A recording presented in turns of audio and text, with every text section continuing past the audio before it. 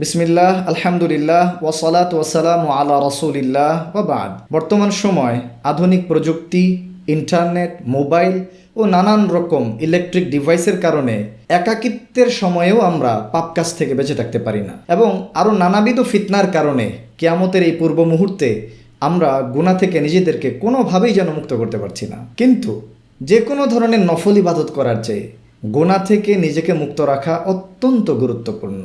একদিক থেকে যদি আমরা সামান্য কিছু নফল ইবাদত করতে থাকি, অন্য দিক থেকে অনবরত বড় বড় পাপগুলোর সাথে আমরা জড়িত থাকি, তাহলে দিন শেষে দেখা যাবে যে আমাদের এই নফল ইবাদত আমাদের কোনোই কাজে আসছে না। তাই সবার আগে আমাদেরকে নিজেদের পাপ থেকে মুক্ত রাখার ব্যাপারে গুরুত্ব আরোপ করতে হবে। তবে এটা কি আমরা জানি যে পাপ কাজ থেকে মুক্ত থাকার পরেও অনেকেই শাস্তির সম্মুখীন হবে, আবার কেউ কেউ পাপ কাজ ছেড়ে দেওয়ার কারণে সওয়াবের অধিকারী হবে?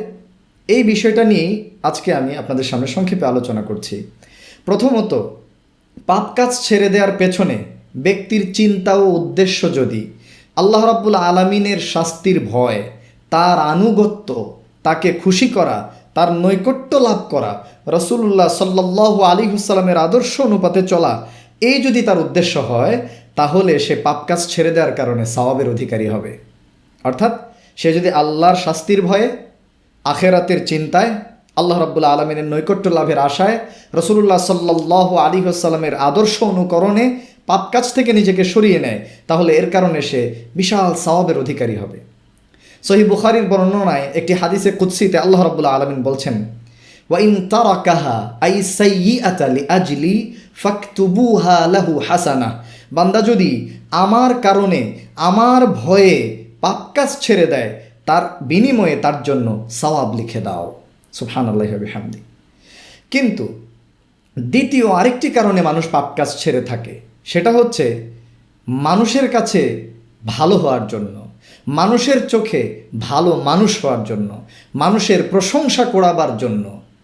এই যদি কারো উদ্দেশ্য হয় পাপ কাজ থেকে নিজেকে দূরে রাখার, তাহলে এইভাবে পাপ কাজ থেকে দূরে রাখার পরেও সে শাস্তির সম্মুখীন হবে।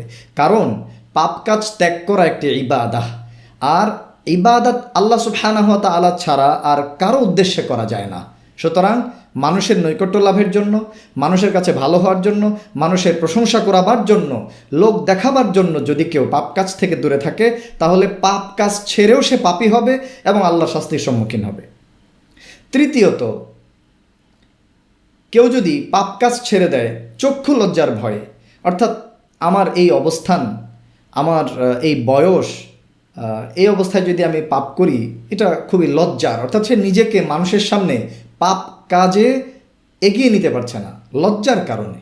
এভাবে শুধু লজ্জার কারণে, চক্ষু লজ্জার কারণে যদি সে পাপ থেকে নিজেকে দূরে রাখে, তাহলে স্বাভাবিকভাবে সে গুনাহগার হবে না। কারণ এখানে তার বান্দার বা মানুষের গায়রুল্লাহর নৈকট্য লাভের কোনো উদ্দেশ্য নাই, সে লজ্জা পাচ্ছে, এই জন্য পাপ করছে না। এক্ষেত্রে সে গুনাহগার তো হবেই না, যদি তার এই লজ্জার সাথে কিছু শারঈ উদ্দেশ্য যোগ হয়, তাহলে সে সওয়াবের অধিকারী হতে পারে। অর্থাৎ যদি সে চিন্তা করে যে লজ্জা তো লাগছে পাপ করতে, একই সাথে আল্লাহ সুবহানাহু ওয়া তাআলা তো এই কাজটা পছন্দ করেন না, এই কাজটা করলে তো আমাকে আখিরাতে জবাবও দিতে হতে পারে, সুতরাং আমি নিজেকে এই পাপ কাজের সাথে যুক্ত করব না। তাহলে এই লজ্জার কারণে পাপ থেকে দূরে থাকা এবং একই সাথে কিছু শারঈ উদ্দেশ্য যুক্ত হওয়ার কারণে সে সওয়াবের অধিকারী হবে। চতুর্থত, কারো যদি কোনো পাপের প্রতি একেবারেই আগ্রহ নাই, অনাগ্রহ, সেই অনাগ্রহের কারণে যদি পাপ থেকে দূরে থাকে, তাহলে স্বাভাবিকভাবেই সে ওই পাপ কাজ ছেড়ে দেওয়ার কারণে কোনো ধরনের সওয়াবেরও অধিকারী হবে না, একই সাথে তার গুনাহও হবে না।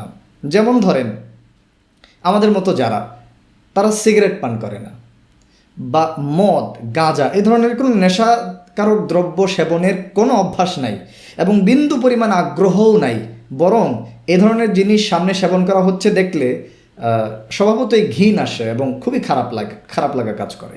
তো এই ধরনের পরিস্থিতিতে যদি কেউ পাপ থেকে দূরে থাকে, তার ওই পাপ কাজের প্রতি কোনো আগ্রহই নাই এই কারণে, তাহলে সে এই পাপ কাজ ছেড়ে দেওয়ার কারণে সওয়াবের অধিকারী হবে না, একই সাথে সে গুনাহগারও হবে না। কারণ এখানে সে বান্দার নৈকট্য লাভের জন্য পাপ কাজ ছাড়ে নাই, এই কাজের প্রতি তার আগ্রহই নেই।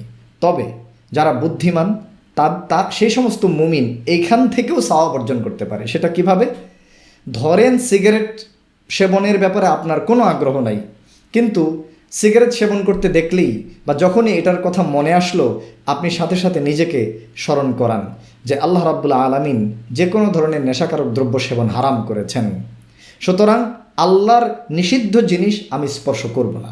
সো নিজের নিয়াতকে তাজদিদ করার কারণে, নিয়াতকে তরতাজা করার কারণে সে কিন্তু সওয়াবের অধিকারী হয়ে যাবে। এখানে আরেকটা কথা বলে রাখা ভালো, যদি কারো কোনো পাপের প্রতি প্রচণ্ড আগ্রহ কাজ করে, কারো কম কারো বেশি, সেই পাপ কাজটা ছাড়ার কারণে তার আগ্রহ ওটার প্রতি যত বেশি ছিল, আকর্ষণ যত বেশি ছিল, ওটা ত্যাগ করার কারণে সে তত বেশি সওয়াবের অধিকারী হবে।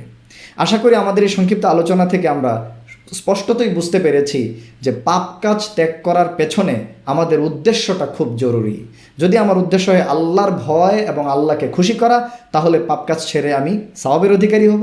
যদি এই পাপ কাজ ত্যাগ করার কারণে আমি মানুষের প্রশংসা পাবার আশা রাখি, তাহলে আমি গুনাহগার হব, শাস্তির সম্মুখীন হব।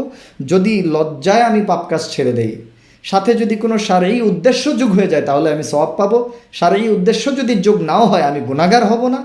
আর পরিশেষে পাপ কাজের প্রতি যদি কোনো আগ্রহই না থাকে, সে কারণে সে পাপ কাজটি করছে না, এক্ষেত্রে কিন্তু ব্যক্তি সওয়াবও পাবে না, গুনাহগারও হবে না। তবে যদি সে তার নিয়াতকে সে প্রস্তুত করে নেয় এভাবে যে আল্লাহর নিষিদ্ধ জিনিস সেজন্য আমি সেবন করছি না, তাহলে সে সওয়াবের অধিকারী হবে। আরেকটি কথা বলেছি, যদি কারো কোনো পাপের প্রতি আকর্ষণ অনেক বেশি হয়, ওই পাপ কাজ ছেড়ে দেওয়ার কারণে তার সওয়াবও তত বেশি হবে। আল্লাহ রাব্বুল আলামিন আমাদেরকে সকল প্রকারের গুনাহ ও পাপ কাজ থেকে বিরত থাকাটা সহজ করে দেন, এবং পাপ কাজ ত্যাগ করার পেছনে যেন উদ্দেশ্য কেবল তাঁরই সন্তুষ্টি হয়, এবং পাপ কাজ থেকে মুক্ত থেকে আমরা যেন তার সন্তুষ্টি অর্জন করতো জান্নাতুল ফিরদৌসে দাখিল হতে পারি। ওয়া আখিরু দাওয়ানা আনিল হামদুলিল্লাহি রাব্বিল আলামিন।